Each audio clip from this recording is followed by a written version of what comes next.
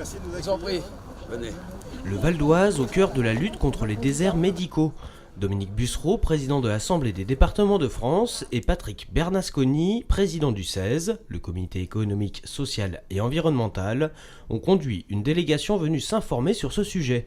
Accompagnés de Marie-Christine Cavecchi, ils ont visité Éragny-sur-Oise et Auvers-sur-Oise où des projets de maisons médicales sont en cours. On est à quelques dizaines de kilomètres de Paris, on est en Île-de-France, il y a beaucoup de monde et là aussi il y a des problèmes de médecins. Moi je suis élu au bord de la mer, en Charente-Maritime, à Royan. C'est très attractif, il y a la plage, tout le monde vient en vacances. N'empêche qu'on a aussi des problèmes de médecins. Donc il faut réguler tout ça et c'est le rôle des collectivités territoriales, en particulier des départements, de faire jouer la solidarité territoriale et la solidarité sociale. Élément essentiel pour l'attractivité des territoires et facteur déterminant du maintien des populations, la présence médicale est un enjeu stratégique d'aménagement du territoire. L'apparition de déserts médicaux sur le département est donc problématique. Le Val d'Oise est tout à fait concerné. Il a une moyenne beaucoup plus faible de médecins qu'en Île-de-France ou que même au national.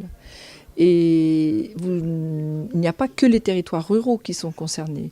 Vous avez aussi les territoires de l'Est, qui sont des territoires très urbanisés, mais qui sont tout à fait concernés. On a des fragilités et on a aujourd'hui déjà des déserts.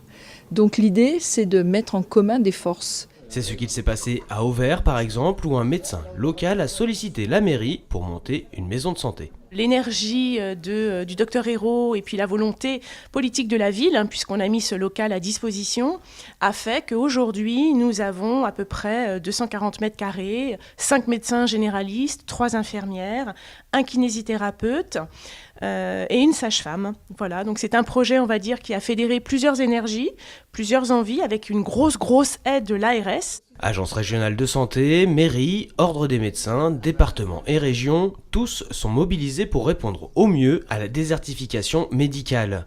À Éragny-sur-Oise, la maison de santé doit ouvrir au printemps 2018.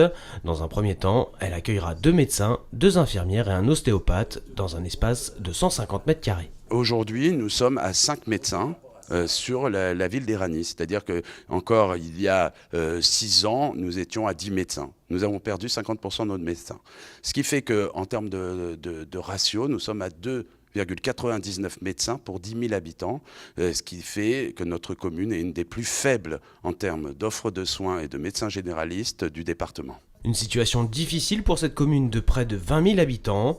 En plein développement, ce manque de médecins peut diminuer son attractivité. On parle de fracture du numérique, on parle de fracture sociale, on parle de fracture dans l'aménagement du territoire.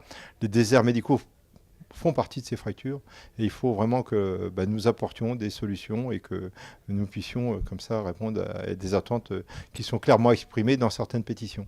Saisi par plusieurs pétitions en ligne sur ces déserts médicaux, le Conseil économique, social et environnemental a constitué une commission temporaire présente lors de cette visite valdoisienne. Elle présentera un avis en séance plénière le 13 décembre prochain en présence de la ministre de la Santé.